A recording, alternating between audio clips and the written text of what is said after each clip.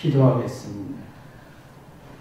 하나님 아버지, 빌라도와 또한 유대인들의 정치적 싸움에서 이겼지만 자신의 마음과 생각의 경영을 하지 못했음을 봅니다. 대신에 예수님은 당하는 입장이었지만 자신의 마음과 생각을 잘 경영하고 운영했던 것을 볼 수가 있습니다. 우리는 내 인생에 내 마음과 생각을 잘 운영하고 있나 되돌아보게 도와주옵소서. 예수님의 이름으로 기도했습니다. 아멘. 하나님 말씀은 요한복음 19장 1절부터 4절까지 제가 읽겠습니다. 이에 빌라도가 예수를 데려다가 채찍질하더라. 군병들이 같이 멸관을 엮어 그의 머리를 씌우시고 사슬옷을 입히시고 앞에 와서 가라되 유대인의 왕이여 평안할지어다 하며 손바닥으로 때리더라. 빌라도가 다시 밖에 나가 말하되 보라, 이 사람을 데리고 너에게 나오나니 이는 내가 그에게서 아무 죄도 찾지 못한 것을 너희로 알게 하려 함이라 하더라. 이제 빌라도가요, 예수님을 이게 때리고 채찍질하고 가시관을 쓰고 자주 옷을 입히고 하면서 유대의 왕이라고 했습니다. 이것은 사실은 빌라도가 유대인들과의 정치적 싸움인 거예요. 그에 대해서 예수님은 피해자였고 희생당하는 자였는데 왜 유대인들과 이 빌라도가 정치적 싸움을 했을 때 어떤 결과가 있는가? 이 군사력 우열 싸움과 이 싸움이 힘이 굉장히 강하게 공격하게 되거든요. 여러분도 보지만 힘이 상대를 공격하는 무기가 되면 힘의 균형을 잃어버려요. 이 노동을 많이 할 때 몸이 무너지는 것과 똑같아요. 이제 노동했던 사람들은 노동의 힘으로 빠져서 몸에 어떤 힘이 무너져서 약하고 병드는 것과 똑같은 것처럼 내가 상대를 공격하는 마음의 힘을 상대를 공격할수록 마음과 생각이 무너집니다. 그래서 아이들이 이게 똑똑해서 성공하고 싶을 때 심각한 경우는 애들이 마음과 생각이 무너진다는 거예요. 똑똑한데 마음과 생각이 무너져요. 그러면 생각하고 이해하는 지혜가 없어지니까 똑똑한데 어리석어져요. 여러분, 똑똑한데 어리석어진다까지 이해가 안 되지. 대부분이 똑똑하다라 끝나버리잖아요. 근데 어리석어져요. 근데 이게 그래서 사람들이 이 사람이 똑똑한데? 일 처리하는 거 보면 참 어리석거든요.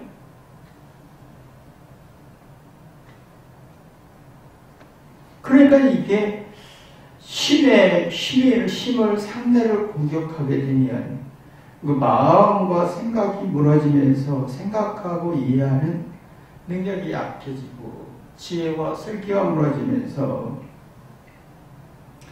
이게 그래서 사람이 미워지고 적대감이 생기고 부정적인 평가를 하고 싶은 거예요.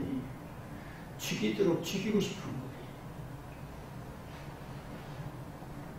이게 그래서 사람들이 똑똑한데 이 똑똑함으로 자존심 기싸움에서 상대를 공격하다 보면 자기가 마음과 생각이 무너져서 지혜가 없고 슬기도 없고 어리석어지는 것에 대해서 그 무의식 속에 불쾌감이 많아지거든요.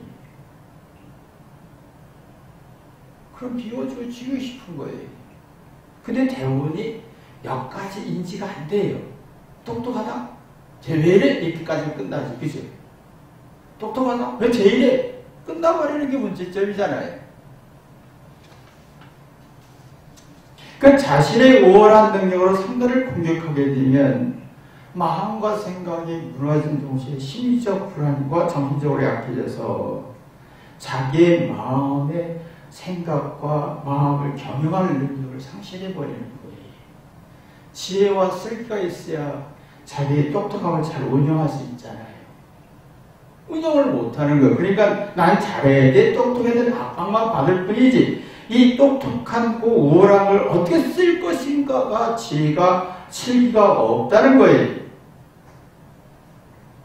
자기 마음과 생각을 운영할 능력이 없어지는 거예요. 그래서 잔인해지고 폭력성해지는 거지요. 악해지는 거예요. 근데 사랑 있는 사람의 특징이 있어요.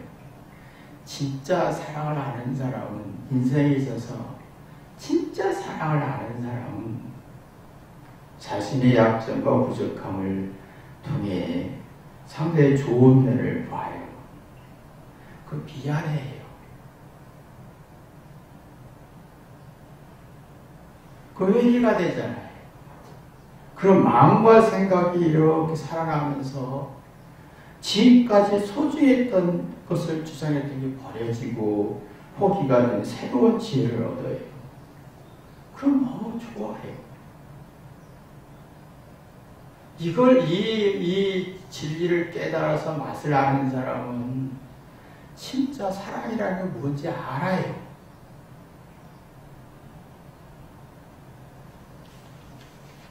근데 지금은 사람들이 우월한 능력과 힘과 매력으로 조건으로 추구하는 시대잖아요. 근데 이 우월함을 가지고 상대보다 우월해 라고 하니까 공격성만 발전했지 자신의 마음의 생각과 마음을 지킬 만한 능력이 없어요. 똑똑한데 지혜롭지 못하고 똑똑한데 뭔가 슬기롭지 못하는 거예요. 그러면 상대가 환경이 악하고 미련한 걸 파악할 능력이 없어요.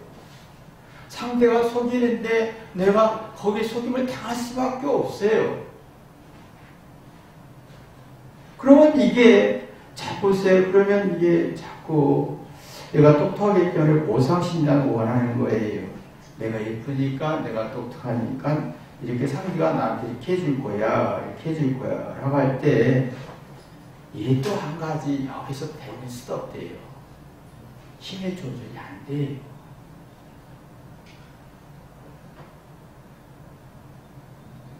그래서 화를 내는 거예요.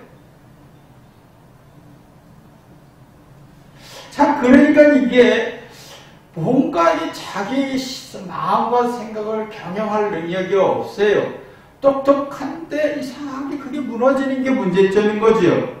그게 이상하게 내 마음속에 부족함도 싫고 열등함도 싫고 잘못도 싫고 잘해야 되는 감각증은 많은데 이것이 자기에게 열등감으로 발전시킨 걸 몰라요. 근데 유대인들은 지금 이 싸움에서 자기가 똑똑하고 성장하고 한데 결국은 영원히 죽는 걸 모르는 게 문제였던 거지요. 예수님은 자 보세요. 가장 천한 인간의 모습으로 왔어요. 천한 걸 다 받아들였지요. 이게 사랑이 있는 사람만이 자기 천하고 열등한 걸 받아들여요. 여러분이 그래서 사랑이 없으니까 사랑을 요구하는 거예요. 사랑을 받고 싶은 거예요. 여러분 남편 사랑, 뭐 자녀 사랑, 사랑을 받고 싶고 사람들에게 사랑을 받고 싶을 때는 사랑이 없다는 거예요. 세상에 사랑을 받을 목적을 가지고 태어났다는 자체가 악인 거예요. 하나님이 창조하셨을 때도 우리에게 흙으로 창조하셨잖아요. 연약하다, 너는 부족하다. 넌 실수할 수 있고 잘못할 수가 있어. 근데 이 내용이 또 우리 사람들에게 또 이렇게 철학으로 봐도 너는 실수할 수 있어. 걱정 마. 긍정적으로 생각해. 얘기하잖아요. 그죠? 넌 잘못할 수 있어. 다시 시작하면 되잖아. 참 좋은 말이죠. 근데 실수할 수 있고 부족할 수 있고 잘못할 수 있어 라고 할 때는 미안함과 회개가 같이 공존해야 되는데 여기에 빠졌어요. 그러면 실수할 수 있어 잘못하면 무시받은 느낌인 거예요. 여러분 잘못하면 이게 너 실수할 수 있어 잘못할 수 있어 라고 할 때 이걸 역용당할 수 있는 거예요. 그 아이가 실수했을 때 미안하고 회개한 마음이 있느냐가 더 중요한 거지요. 하나님이 창조했을 때 그걸 원했던 거예요. 근데 내가 실수할 수 있고 잘못할 수 있고 천한 거 우리가 되게 싫어하잖아요. 여러분 이렇게 부족하고 천하고 실수하고 열등한 걸 그렇게 천하게 여기는지 몰라요. 천하게 여긴다는 그 자체가 창조 원리에서 반하는 거예요. 하나님이 창조했을 때 천하게 만드셨어요. 연약하고 불완전하고 실수할 수 있는 이게 핵심이 뭐냐면 미안함을 가져라 이거예요. 그리고 회개하다 보면요. 회개하다 보면 마음과 생각이 활발해지면서 지각, 자각능력이 살아나면서 마음의 경험이 나오지요. 그런 부정적인 잘못과 두려움과 열정감 속에서 지혜와 슬기로 전환하는 긍정적인 성질을 갖게 돼요.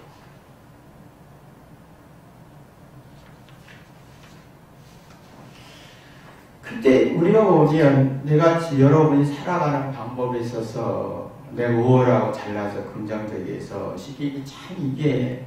이게 참 위험한 게 내가 똑똑할수록 왜 내게 다른 사람을 무시하고 싶으냐는 거예요. 그죠? 무시하고 싶죠. 어떠세요? 여러분 마음에 내 자녀가 똑똑하면 다른 자녀를 다 무시하고 싶죠. 공격하고 싶잖아요. 그죠? 우리 아들 키가 커? 그러면 네 아들은 키가 작다 된다는 거잖아요. 그 시험이지. 우리의 딸은 공부 잘해. 너 못하지. 시험이 있잖아요. 근데 사람이 우월해서 상태를 부정할수록 마음과 생각이 지킬 능력이 없으니까 문제를 풀어갈 능력이 없잖아요. 그럼 잘못할까봐 두려움에 빠지는 부정적인 성질을 생산하는 거예요. 자기의 마음을 정리할 수가 없어요. 잘못은 두려움이 많은데 잘한 걸 주장해요. 여러분 잘한 걸 주장할 때는요. 잘못은 소화가 안 됐습니다. 나는 부정적인 너무 많습니다. 라는 거예요. 내가 내 안에 사랑이 없습니다. 라는 말과 똑같은 거예요. 그러니까 지금 애들이요. 살아가면서 뭔지 모르겠는 거예요. 정신을 못 차리는 거예요. 사례 분별이 안 돼요. 똑똑한데 사례 분별이 안 돼요. 이걸 어른들도 빨리 회개해서 파악을 해야 되는데 어른들도 사례 분별이 안 되고 있으니까 혼돈이 오는 거. 애를 낳아야 되냐 안 낳아야 되냐 어떻게 키워 말이 불가능해요. 그러니까 이게 젊은 청년들은 참 본능적으로 무의식 속에서 두려운 거예요. 그래 애를 안 낳고 싶어지는 거예요. 근데 예수님처럼 자신의 인생에 태어날 때보다 천한 존재로 태어났잖아요. 넌 연약해, 천하고 열등한 존재야. 근데 이걸 받아들이는 게 예수님의 유대인과 빌라도는 이 자기의 못난 걸 권력 못 받아들였어요. 그래서 권력을 얻으려고 했던 거고 이제 예수님은 태어날 때부터 부정적이었어요. 이 부정을 받아들이니까 이상하게 내 못난 걸 받아들이면요. 미안하고 회개하면서 마음과 생각을 사는 마음을 잘 경영하는 힘이 나와요. 이게 긍정이에요. 이 긍정적인 사고에는요. 자기 잘못에 대한 미안하고 회개하면서 회개할수록 잘못에서 지혜와 슬기가 나오는 거예요. 그게 긍정인 거예요. 근데 이것이 다 빼먹고 긍정적으로 생각하자, 좋게 생각하자 하잖아요. 이게 나와야 마음과 생각을 잘 운영해서 가능성을 찾는 거예요. 이렇게 하면 이렇게 되네. 이렇게 하면 이렇게 되네. 가능성 찾다 능동적이 나오죠. 능동적이 뭡니까? 스스로 느끼어 깨달아서 잘못을 받아들였다 보니까 새로운 능력이 나오는 거예요. 내가 알 수 없는 신비한 걸 발견하는 거예요. 그게 혁신적인 새로운 피조물인 거예요. 혁신이 뭡니까? 지금까지 살아온 것도 버리는 거잖아요. 여러분요, 지금까지 살아온 기준이 일도 안 버렸어요. 초등학교 때 칭찬받았던 긍정 칭찬이 지금도 50, 60, 70까지 가요. 그 습관이. 이게요, 긍정적인 칭찬을 받았던 게 50, 60, 70까지 가면 한 번도 새로운 지혜나 새로운 이해나 새로운 깨달음이 없었다는 거잖아요. 과거에 잘한 거 아무 의미가 없어요.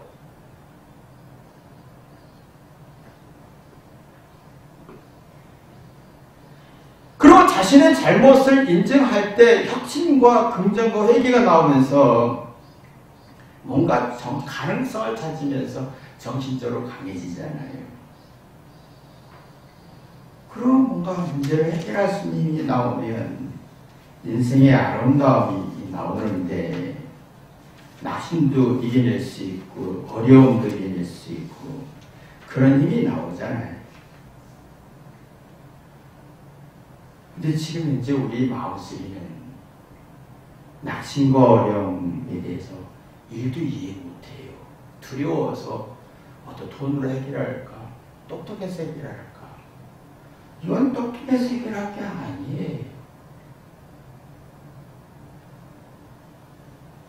그건 이제 해결할 능력이 없으니까 지혜와 슬기도 없으니까 마음의 운영이 안 되니 정신적으로 약해지고 그러니까 이게 잘잘못과 이게 어려움을 감당할 힘이 없는 거예요. 그게 부정적인 거예요. 감당할 힘이 없어요. 돈이 있다고 감당할 수 있을 것 같습니까? 그러니까 애들이 참 힘든 게 내가 똑똑하고 이렇게 예쁘면 될 거라고 생각하잖아요. 그럼 막 웃고 애교 부리고 향수 뿌리면 다 문제 해결될 거라. 아니요. 남자들은 육적인 목적으로 바라보지 존중하지 않거든요. 몰라요. 화려한 옷, 섹시한 옷 입는다고 해서 남자가 뿅 가서 모든 걸 희생하지 않아요. 이익적인 목적을 추구하기 위한 수단일 뿐이죠. 과거에 묶여서 성숙한 게 없어요. 초등학교 때 칭찬받으면 신비 인생에 칭찬받으려고 그래요. 나에 대해서는 칭찬받을 조건이 하나도 없어요. 여러분 나에 대해서는 칭찬받으려고 하는 건 바보예요. 나에 대해서는 칭찬할 조건이 하나도 없어요. 눈도 어둡지요. 캄캄하지요. 내가 지금 만지고 있는 게 더러운지 몰라요. 그렇죠? 어떠세요? 여러분 생각에 나이 들수록 내가 만지고 있고 내가 깨끗하다고 생각한 게요. 젊은 애들은 이렇게 역겨워할 수 있어요. 근데 안 보이는데요. 안 보이잖아요. 느낌이 없어요. 뭐가 문제인지 느낌이 없어요. 근데 내가 칭찬을 받으러 가서 이거보다 없는 바보가 어디 있어요. 할머니 노망 들었나 이렇게 느껴지는 거죠. 내가 칭찬을 받고 인정을 받으려고 하는 자체가 악한 거예요. 왜? 내가 살아온 게 악해져 있었는데. 근데 이상하게 이걸 인정하고 받아들이면 마음과 생각이 살아온지면서 겪은 만큼 지혜로워지고 성숙해지고 내가 육체가 후패지고 늙고 후패져서 속은 새로워지는 내가 마음에 운영하는 힘이 생기는 거예요. 근데 우리는 여전히 칭찬받으려고 해요. 아니요. 유다 빌라도가 이게 생각, 자기 우월한 거로 칭찬 인정받고 인정받을수록 누군가를 공격하게 되지요. 그러면 마음과 생각을 운영할 능력이 없어요. 그러면 거기에서 문제를 풀어갈 지혜나 슬기가 없으니까 부정적이지요. 그럼 부정적이면 잘해야 된다는 압박을 받는 거예요. 아이들이 잘해야 돼, 예뻐야 돼, 성공해야 돼, 이 압박이 얼마나 그 마음속에는 긍정적인 마음이었고 부정적인 마음이 얼마나 많은가를 인식해야 되는데 이거 인식이 안 된다는 거예요. 그러니까 이게 자꾸 잘해야 된다는 압박은 있지만 거기에는 부정적인 성질이 강해서 화내고 승질내죠. 그 심리적 위축과 정신적으로 나약해지면서 현대의 의존성이 굉장히 강해집니다. 이게 참 심각해요. 이게 제 의존성이요 하고 이 똑똑한 사람들은요 천재적으로 뭐를 생각을 하세요. 자기의 욕구대로 주변 사람을 다 따라오게 만들어요. 순서요. 따라가요. 장모님도 따라가고 뭐 시어머니도 따라가고 모든 주변에 블랙홀이 되는 거예요. 돈을 줄 수밖에 없어요. 빨려 들어가요.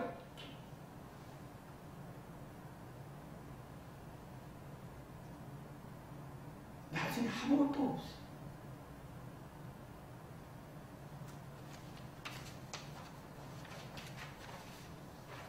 전 이걸 인생을 보면서요. 아, 사람들이 비련하게 사는구나. 그리고 잘 살았다고 그래요. 뭘 잘 살았나? 긍정이는 진짜 그렇게 잘 살은 건가? 내가 늙어오면서 긍정적인 평가받을 수 있는 일도 없어지는데 자꾸 손자, 손녀들에게 사람들에게 칭찬받고 잘했다 인정받고 싶을수록 미성숙가 아닌데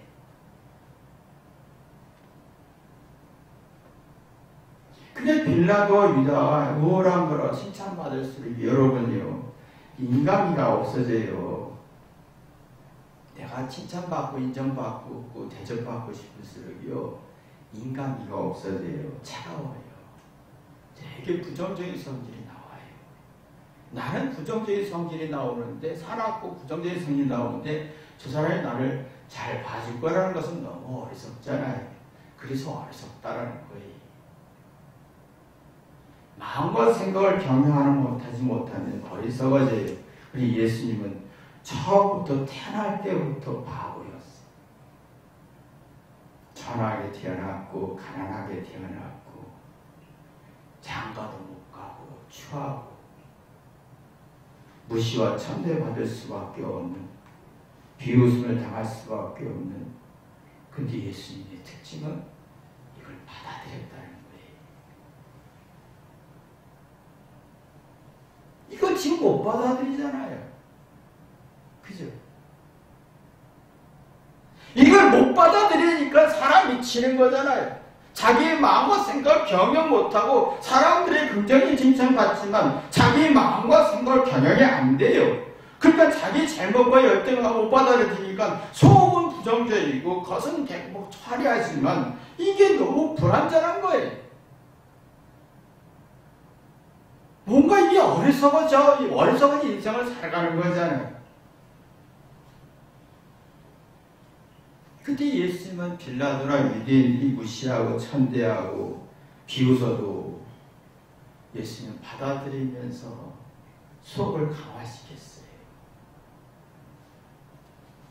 이게요, 자기 잘못을 받아들일 때 속사람이 이에 있는 두렵고 불안한 게 이렇게 밖으로 나와요. 이 밖으로 나올 때 객관적 의식이 살아나요. 객관적 생각, 이게 기준들이 살아나요. 그러면 왜 그랬지? 이유를 파악이 돼요. 자기 잘못을 인정하고 밖으로 나올 때 객관적 의식으로 바뀌어요. 그러면서 이치와 원리가 돼요. 그러면 내가 있는 그들이 인정할 수 내가 이런 문제가 있고 이게 긍정적인 거예요. 근데 이게 안 되면요. 자기 죄나 부족함을 받아들이지 못하고 속이 불안하면요. 지난주에 그랬죠. 다 먹잇감이라. 며느리한테 먹잇감이 되지. 사위한테 먹잇감이 되지. 자식한테 먹잇감이 되지. 다 먹잇감이에요.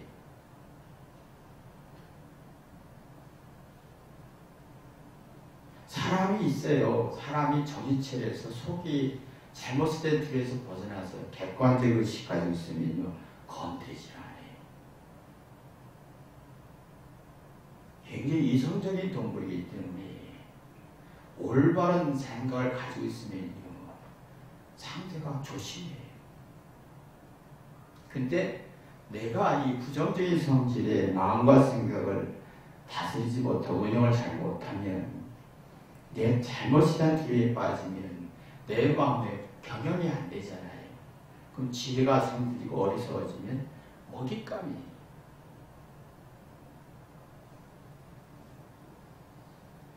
그럼 어떤 줄 아세요? 어머니가 안 도와주면 난 이렇게 망해. 이러면 나 어려워. 이렇게 엄마 자존 세우잖아. 이거를 이용해 먹어요. 아마 현석이 엄마도 100% 당할 거래요. 현석이 좀 크면서 엄마 이러면 내가 이렇게 되는데 집 다 팔아줘요.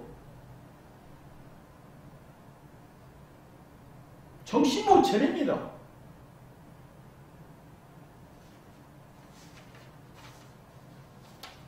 그러니까 이게 이 빌라도와 유다는 예수님을 무시했어요. 그런데 예수님은 여기에서 받아들였어요. 못난 걸, 천황을 받아들였습니다. 강해졌습니다. 그때 빌라도와 유다는 이 19장 8절에 보면 빌라도는 이 말을 듣고 더욱 두려워했다고 했어요. 더욱 두려워했다. 이게 사람이 누군가를 무시하고 권력 가지고 우월한 거 가지고 상대를 공격할 때는 이유, 뭔가 이 마음에 어둠이 많아지고 마음과 생각을 경영할 능력이 없으니까 두려움이 많아지는 거예요. 근데 유대인들이 한마디에 더욱 두려워서라고 나옵니다. 유대인들은 천한 예수님을 두려워했어요. 그래서 죽이려고 했고, 우리는 두려워서 살잖아요. 의심받을까 봐 두렵고, 공격받을까 봐 두렵고, 고통받을까 봐 두렵고, 두려워서 살잖아요.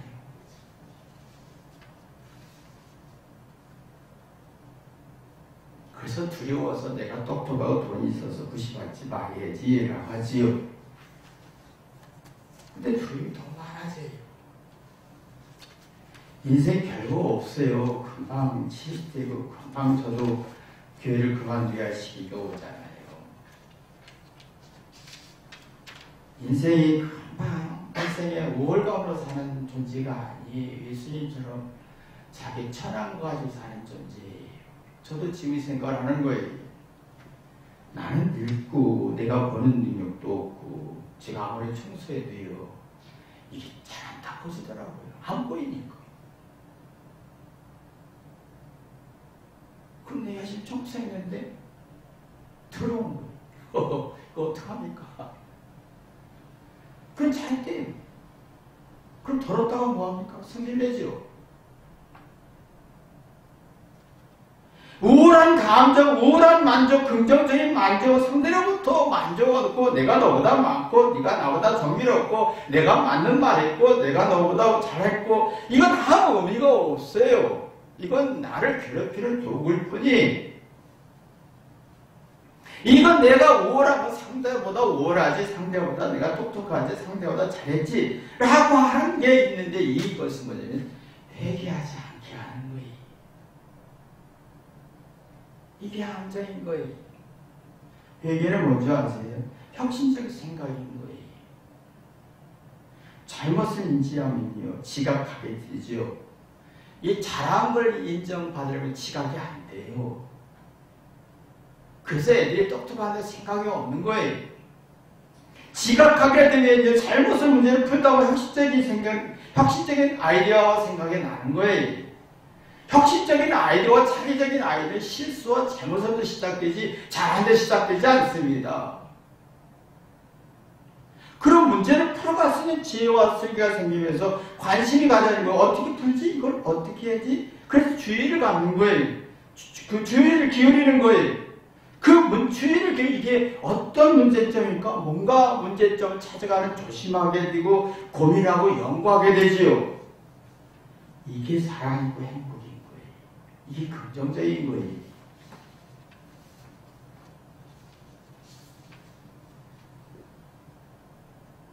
근데 유다와 유대인과 빌라도처럼 자기 우월한 만족으로 사는 사람, 긍정적인 만족으로 사람, 칭찬으로 사는 사람, 잘했지 이게 초등학교 수준인 거예요. 그게 왜 그냐면 1학년 3학년까지 수준이에요. 이게 지나치면요 스스로 자기 주도적 교육이 안 되고 그런 사고가 무너지는 거예요. 그래서 초등학교 때 긍정의 칭찬이 50대도 나오고 70대도 나오고 80대도 나오는 거예요. 그럼 다 먹잇감이에요.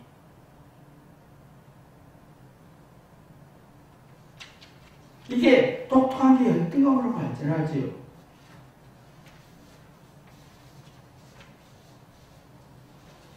이게 참 그래서 이게 열등감이라는 건요. 참 열등감은 기운을 약화시키는 거예요. 똑똑한데 열등감이 많은 사람이 있어요. 근데 똑똑한 말을 잘해요. 이렇게 살아야 될 것 같고 이렇게 행복해야 될 것 같고 이렇게 내가 사랑한다 하죠. 똑똑한데 열등감 있는 사람은요. 자기 레벨이 안 맞은 일도 안 해요. 열등감이 있는 특징은 똑똑한데 열등감이 있는 특징은 뭔지 아세요? 자기 기준이 높아요. 그 기준에 높은데 그 기준에 맞지 않으면 포기해버려요. 일 안 해요. 그런 건데 생각과 마음과 생각의 기운이 없어져요. 스스로 뭔가 활발한 의지가 약해져요. 그럼 아내가 이렇게 인센티브 주고 동기부여 주고 거기서 한계가 있으면 장모님이 도와주고 시어머니가 도와주고 다 움직이려고 하지요. 안 움직여요. 사탕 하나 딱 먹고 말아버려요. 또 안 해요. 사람 미치는 거예요. 내가 이 기운이 살아가려고 하면요. 자기 잘못에 대한 두렵고 부정적인 성질을 사랑으로 얘기하다 보면 미안하죠. 자기 잘못은. 그러면 생각을 인정하다 보면 잘못을 인정하다 보면 객관되게 시사하죠. 스스로 생각하는 기운, 스스로 생각하는 기운이 살면 동기부여가 나와요. 뭔가 해야겠다. 역시적인 아이디어가 나오고 그러면 진짜 그것이 있어. 뭔가 여기서 관심 갖게 되고 뭔가 이러다 보면 내 안에서 사랑이 나오는 거예요. 근데 예수님은 이걸 가르치고 주기 위해서 천한 목수 아들을 태어난 거예요. 비참하게 무시받은 거예요. 너도 이게 받을 수 있느냐? 이게 참 힘들잖아요. 여러분도 살아보지만 마음이 앞에 십자가 못 받고 천하게 유대왕이라고 빨간 옷을 입히고 붉은 옷을 입히고 가시관을 쓰고 그럴 때 이걸 감당할 힘이 있냐는 거예요. 내 잘못도 하나 못 받아들이는데 내 부정적인 평가도 하나도 못 받아들이는데 이게 있습니다. 엄마라는 존재랑 여러분 엄마였잖아요. 그래서 제가 참 엄마라는 사람들에게 내 며느리를 가르칠 수는 없지만 정말 내가 지금 젊은 자매들에게 이걸 가르치고 싶었어요. 엄마가 아이를 출산하면 모든 희생을 준비하잖아요. 고생하고 고통받을 준비하잖아요.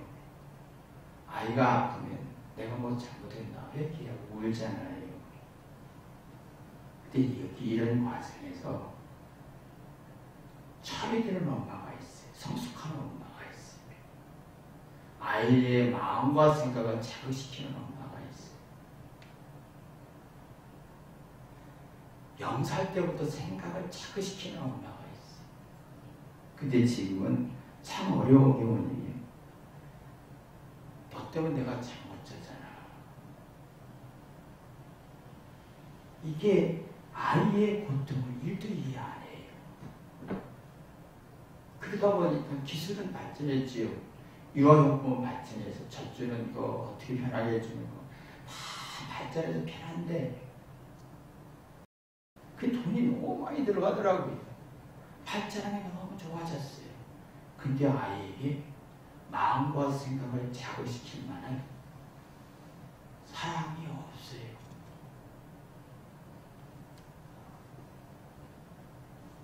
자, 엄마가 행복한 게 뭐냐면 아이 앞에 천한 존재예요. 너무 고맙고 미안해서 똥도 치우고 천한 것도 하고 다 달래고 그러면서 내가 못 잘못했나 회개할 때 이게 엄마의 힘의 근원이 이게 안 나오니까 자기가 조금이라도 남편이 힘들어하면 자기에게 고통을 주면 바로 버리잖아요. 예수님의 핵심이 뭐냐면 너 나를 무시해라 천대해라 이거예요. 그렇지만 그 속에서 예수님은 좀 강해졌죠. 성숙했죠. 우리 아이들이 그게 나와야 돼. 내가 부족할 때, 낙심할 때, 좌절할 때 더 속이 강해져야 되는 거예요. 내 못남을 받아들여야 되는 거예요. 그런 마음과 생각을 지킬 수가 있어요. 근데 지금은 그게 안 되니까. 빌립보서 4장 7절 보면 그러면 도저히 상상할 수 없는 하나님의 놀라운 평안이라고 했어요. 그리스도 예수 안에서 여러분의 마음과 생각을 지켜주실 것입니다. 내가 내 못나고 예수님처럼 못나고 재앙을 받아들이고 무시와 천대를 받아들였을 때 속이 건강해지면서 마음과 생각을 지킬 수 있는 힘이 놀라운 평강이다 라고 했어요. 이게 무슨 말이냐면 나의 잘나 못난 거였던 걸 사랑으로 해결하다 보면 미안하지요. 이게 지각, 자각, 관심의 능력을 갖게 돼요. 그 주의를 기울이게 오면 자기 인생을 정리하게 되죠. 이게 평안이에요. 근데 지금 여러분이 정리가 안 되잖아요. 화만 나죠. 70일은 잘 따져요. 옳고 그러면 참 잘 따져요. 맞다 틀려서 잘 따져요. 회개가 안 되는데 어리석어진 걸 몰라요. 자기 마음과 생각을 지킬 수 없는 어리석음이 있다는 걸 몰라요. 그러니까 마음의 평안이 없어요. 갈등만 있어요. 화만 있어요. 분노만 있어요. 생각하는 능력이 없어요. 마음이라는 지식과 감정과 의지 등이 지각 자극을 해서 막 활동하는 것이 마음이잖아요. 생각은 궁리하고 연구하는 거예요. 아이들이 엄마의 사랑이 들어갔을 때, 엄마가 천한 일을 했을 때, 고통을 받을 수 있을 때 아이들의 마음과 생각을 움직이는 거예요.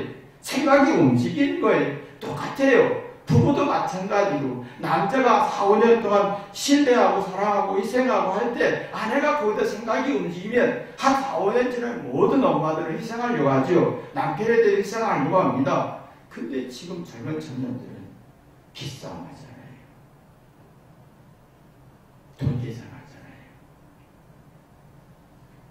다 놓쳐버리는 거예요. 마음과 생각을 지킬 힘이 없어요. 난 잘못 없어 따지기만 하죠. 생각하고 궁리하고 문제를 풀어갈 스피로과 지혜가 없어요. 그런데 이상하게 빌립보서 4장 7절에 이런 의미를 놓고 빌립보서 4장 8, 9절을 뭐라고 하는지 아세요?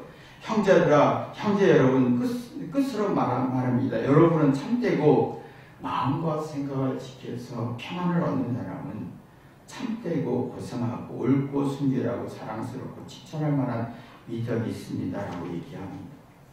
사도 바울이 예수님처럼 살아보니 참 자기 변화가 있었던 거지. 고상하다. 생각이 자극되어서 깊은 은혜를 느낀다. 영적인 세계에 선악을 잘 분별하다 보니 올바로 판단하는 게 순결하다. 오해와 갈등 없다. 그러면 내 자신의 잘잘못 따지지 않고 상호작용이 되는 거예요. 잘했든 못했든 내 안에 뭔가 정리되는 게 있는 거예요.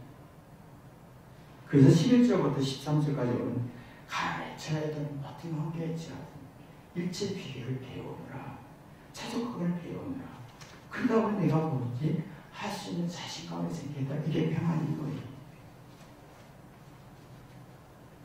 힘이 움직이는 거예요. 마음의 힘이 움직이는 거예요. 이게 우리가 나와야 되는데 이게 없잖아. 이 마음과 생각이 움직여야 내 마음에 영감이 떠올라요. 이렇게 상상과 창의와 혁신 속에서 막 나오면 누구한테 칭찬받고 인정받고 맞다 틀리다 그냥 의미 없는 가치가 없는 거예요. 모든 걸 쓸 수가 있으니까. 잘했든 못했든 실수했든 다 지혜와 슬기로 만들 수 있으니까. 그럼 영감이 떠올라요. 그럼 천국의 삶을 하지요. 천국은 뭡니까? 감정과 영광과 성취가 살아나는 것이. 어떤 고난이 있어도 고통이 있어도 변화가 있고 지혜와 슬기와 총명이 우러나지요. 뭔가 살아 움직이는 감정이 막 슬픔에서 기쁨으로 또 어떤 외로움에서 어떤 사랑으로 전환하는 힘이 생겨요. 근데 보세요, 여러분이 칭찬을 받고 긍정적인 받고 유대인과 바리새인처럼 빌라도처럼 살려는 사람은요, 좋은 명만 받아요. 기쁨만 원해요. 근데 기쁨에서 낙심으로 갈 때 슬픔 이겨낼 힘이 없어요. 이겨낼 힘이 없어요. 여러분 보세요. 슬픔에서 기쁨으로 전환하는 사람은 기쁨을 잘 유지하고 운영할 수 있어요. 근데 슬픔을 싣고 낙심도 싣고 어려움도 싣고 부정을 싣는 사람은 좋은 것만 원하는 사람은 조금이라도 낙심이나 어려움이 있으면 펄 떨어요. 정신적 불안이 너무 심해지는 겁니다. 그리고 흥취가 살아나지 않아요. 흥취는 뭔가? 흥과 취미. 흥은 뭡니까? 뭔가 열정적으로 살고 싶은 능동적인 힘이에요. 취미는 뭡니까? 자기 일이, 자기 삶이 즐거운 거예요. 고맙고 미안한 거예요. 슬픔에서 기쁨으로 전환할 수 있고, 외로움에서 사랑을 만들어낼 수 있고, 낙심에서 이겨낼 수 있는 새로운 혁신적인 아이디어가 나오는 거예요. 이것이 있어야 평안인 거예요. 예수님은 지금 고난과 천대받으면서 자기는 자기 마음과 생각을 지켰죠. 근데 유대인과 이 빌라도는 상대를 공격하고 권력 싸움하지만 자기 마음과 생각을 지킬 수가 없었어요. 두려워서 살았던 거지. 두려워서 정치 싸움한 거예요. 여러분들 두려워서 자존심 싸움 하잖아요. 두려워서 칭찬받고 싶은 거잖아요. 아무 의미가 없어요. 아무 의미가 없는 거예요. 여러분의 진정한 마음과 생각을 잘 경영하는 축복이 있기를 주님의 이름으로 기도합니다. 기도하겠습니다. 하나님 아버지, 내가 지금 내 인생 살아가면서 내 마음, 생각을 잘 경영하고 있는가? 그래서 영혼을 소생하게 하는가? 아니면 이걸 경영하지 못해서